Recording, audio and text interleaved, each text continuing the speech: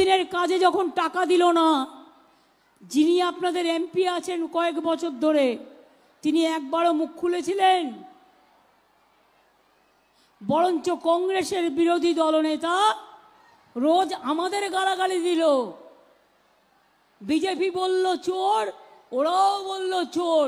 চুরি করলে তুমি প্রমাণ দাও। আমি তো চ্যালেঞ্জ করে বলছি, বিহার, মহারাষ্ট্র, উত্তরপ্রদেশ আর পশ্চিমবাংলায় তোমরা 356টা টিম পাঠিয়েছিলে।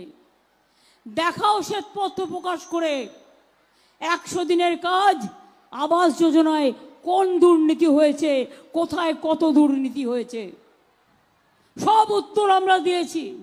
তা সত্ত্বেও 100 দিনের কাজের টাকা নাও দাওনি, আবাস যোজনার টাকা দাওনি, রাস্তার টাকা দাওনি। 100 দিনের কাজের টাকা আমরা দিয়েছি। আগামী দিনও মনে রাখবেন, জব কার্ড হোল্ডারদের কাজ চলবে।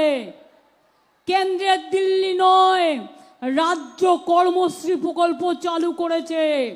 50 দিনের কাজের গ্যারেন্টি দিয়ে গেলাম।